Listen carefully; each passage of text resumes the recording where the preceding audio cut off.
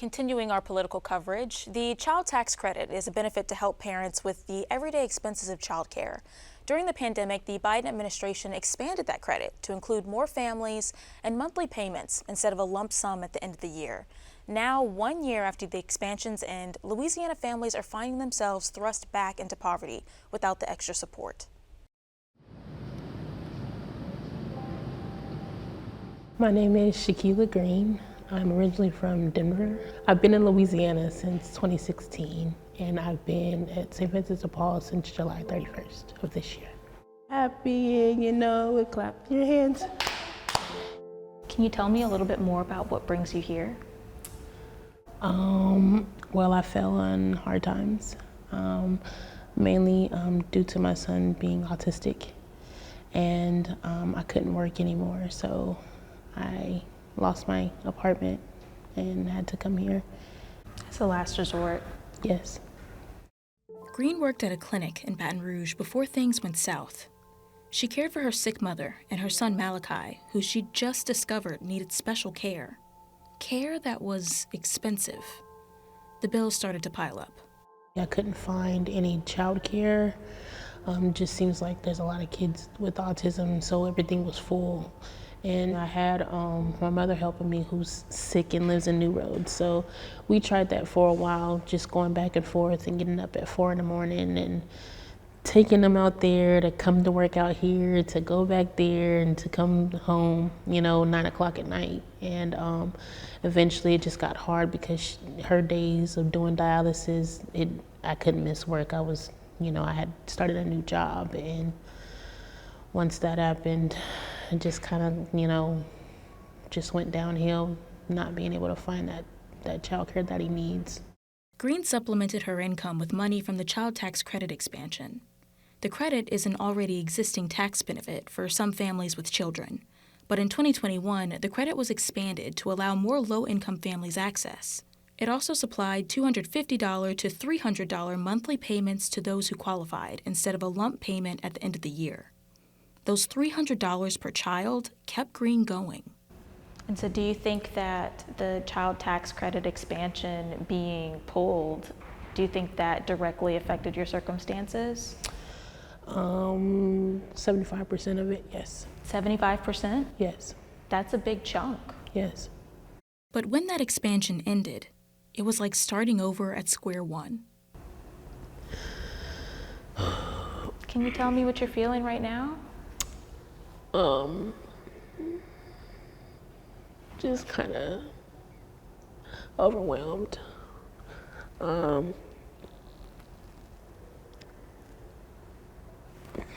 Sad that my children have to go through this.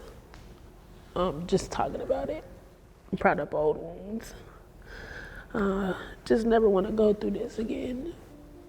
Green's experience is a mirror of a nation grappling with increased poverty rates. In 2021, nearly 2.1 million children were pulled out of poverty following the expansion. That was one of the lowest poverty rates this country had seen in years. But lawmakers at Capitol Hill couldn't agree to continue the expansion. It failed to pass by 2 votes. In 2022, the poverty rate jumped from a record low of 5.1% to 12.4%. That's 3.7 million children that fell below the monthly poverty line. We saw an increase in the number of home visits we made, and we also saw a large increase in the numbers of families coming to us in need of shelter because rent is so high, electricity is very high, groceries are high, gasoline is high. All that adds up to a challenge for families that are just trying to put food on their tables. Do you see it easing up in the near future? I don't. Over the last couple of years, inflation was really sky high last year. And this year, even if it only goes up 3 to 4% over what it was last year, it never went back down. So food prices are still very high. And all the necessities that especially single parent families are facing, it's quite difficult for them to keep food on the table and pay all their expenses, especially if small children are involved. Michael Acaldo is the president and CEO of St. Vincent de Paul Charities. He says the end of the expansion definitely increased the number of guests staying at his shelter. But he says that's not the only reason. Louisiana's 2023 poverty rates aren't available yet, but the state did record an uptick in homelessness last year. According to the annual homelessness assessment report to Congress, about 7,000 people in Louisiana didn't have a place to stay. So what happens to Louisiana now? We know that Louisiana has historically had very high rates of child poverty, among the highest in the country. It's particularly bad among African American children in Louisiana. So if we look at the national data, we know that most families in Louisiana, the vast majority of families with children in Louisiana, receive this tax credit. So we can extrapolate from the national data that child poverty in Louisiana went up at the same rate that it did nationally. So we know that there were families across the state who were materially worse off last year than they were the previous year because of this one policy choice made by the federal government. Jan Moeller is the executive director of the LA Budget Project. He says the numbers for poverty in Louisiana look disheartening, but there is a way to fix it. We need to understand that when we invest in families, when we invest in young children, and give families the resources to care for their children. And when we're talking about where this money goes, this is money that families used to pay rent, to fix their cars, to buy clothes for their kids. This money went to basic necessities. The average cost of childcare in Louisiana is about 13 to 14% of a median household income. That's about $4,000 for a 4-year-old and over $7,000 for a baby.